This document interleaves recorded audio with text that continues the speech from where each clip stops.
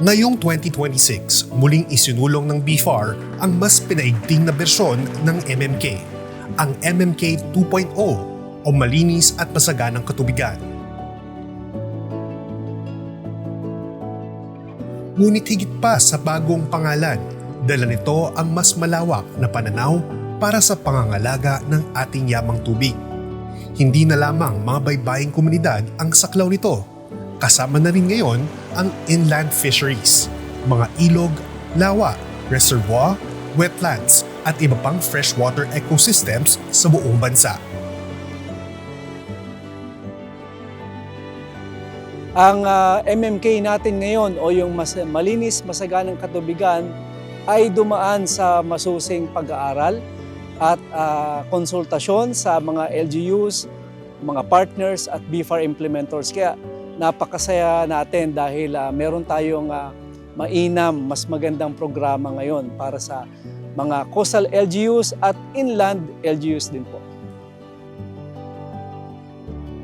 Patuloy na hinaharap ng sektor ng pangisdaan ang samut-saring hamon, climate change, polusyon, pagkasira ng kalikasan at lumalalang pressure sa ating yamang tubig. Kapag naaapektuhan ang ating mga katubigan, naaapektuhan din ang pagkain, kabuhayan at ekonomiya ng mga komunidad. Magkakaugnay ang ilog, lawa at karagatan. If one is damaged, the rest will be affected.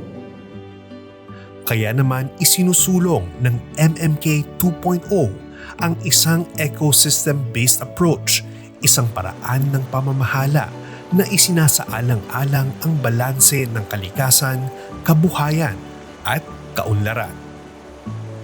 Mas maganda yung katubigan, meaning lahat ng katubigan ay masagana at malinis. May even fresh water. From bundok ng katubigan, hindi lang ito karagatan. Kasi malaki po ang impact ng ating mga ilog, sapa. Kung ito ay magiging polluted, pupunta rin sa dagat. Kahit anong paglilinis natin dito sa baybayin dagat and karagatan, kung hindi ito nakokontrol ang itaas. Maaaring lumahok sa MMK 2.0 ang mga coastal at inland municipalities at cities na may mga programang pangisdaan at pangangalaga ng yamang tubig na aktibo ng hindi bababa sa 3 taon. Ang nominasyon ay kailangan manggaling sa Office of the Mayor ng LGU. Kailangan magsumite ng nomination forms, documentary requirements, accomplishment reports, at iba pang supporting documents sa BFAR Regional Office para sa technical evaluation. So yung mga requirements po kasama yung mga corresponding reports ay i-compile at i-send po ito via a web portal. Paperless na rin po tayo ngayon. Pipilitin natin na paperless. Una, alam natin ang pangangalaga sa kalikasan. Pag tayo ay gumagamit ng papel, literal, kailangan pumutol ng puno. Kaya paperless na po ngayon. Pangalawa, mas mabilis ang submission. Pangatlo, almost real time. No? Pag nag-comment po ang isang evaluator ng regional office sa isang LGU, makakatanggap siya ng notification kung sakto na ba ang submission or meron pang paglilinaw or may nakaligtaang submit. Kaya pwedeng makatugon ng LGU. Sinusuri ang mga kalahok batay sa 4 na pangunahing pamantayan. Para sa coastal category, sustainable fisheries management, science-based ecosystem conservation, effective fisheries governance, clean coastal waters. Samantala, para naman sa inland category, sustainable inland fisheries management, science-based inland ecosystem conservation, effective inland fisheries governance, clean inland waters. Layunin nitong matiyak na hindi lamang maganda sa papel ang mga programa, kundi tunay na epektibo sa komunidad at kalikasan.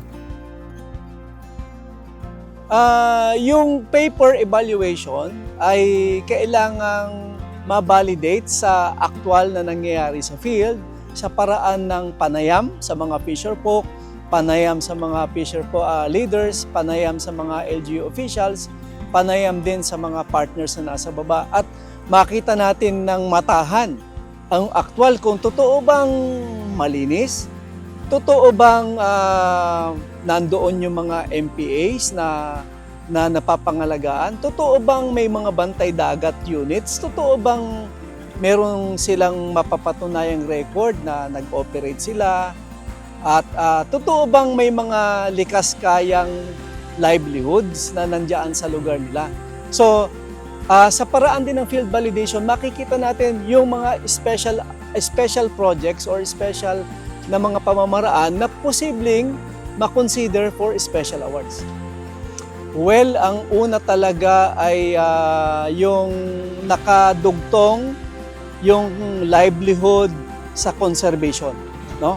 Marami pong LGUs na ituring natin panalo na yung kanilang livelihood, halimbawa po ay pagtatayo ng bakawan nursery, at hindi lang bakawan nursery, maraming species ng bakawan ang kanilang binubuhay sa kanilang nursery, at ito naman ay dinudugtong nila sa, ito ay livelihood na mismo ito, no?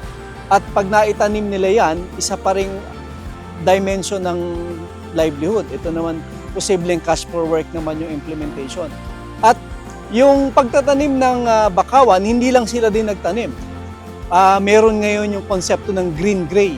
Ito ay isang nature-based solution na kung saan itong bakawan na itinanim na ayon sa configuration ng shoreline, relative doon sa hampas ng alon at tide, ay nagsisilbing natural seawall.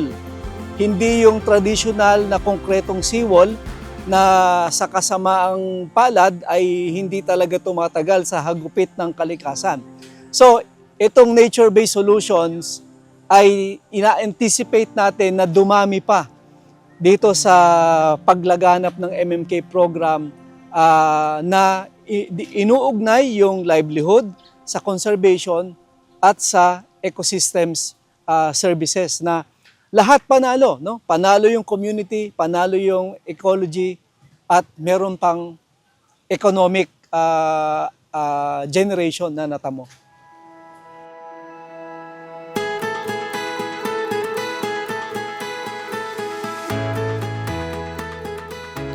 Kalakip ng pagkilala sa MMK 2.0 ang milyon-milyong pisong insentibo upang lalo pang mapalakas ang mga programa para sa pangisdaan at pangangalaga ng kalikasan. Mayroon ding special awards para sa mga LGU na nagpapakita ng natatanging kahusayan sa fisheries management, ecosystem conservation, governance at malinis na katubigan. Nanalo ang Lobo Batangas ng ikatlong pwesto sa MMK Awarding noong 2019.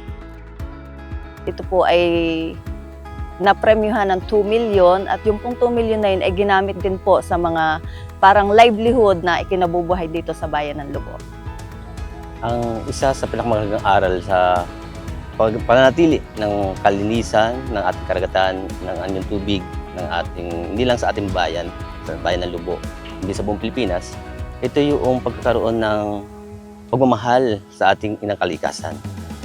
Kasi kung bilang tao at tayo ay nagiging walang disiplina sa paggamit ng ating kalikasan, useless ang ating mga hangarin sa buhay.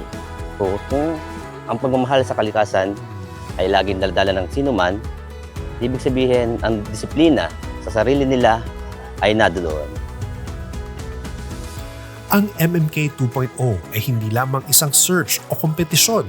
Isa itong panawagan para sa sama-samang pagkilos, panawagan para sa mas responsableng pangangalaga ng ating katubigan, at panawagan upang tiyakin na ang susunod na henerasyon ay mayroon pa ring malinis, buhay at masaganang yamang tubig na mapapakinabangan. Makilahok, makibahagi at maging bahagi ng mas malinis at masaganang katubigan.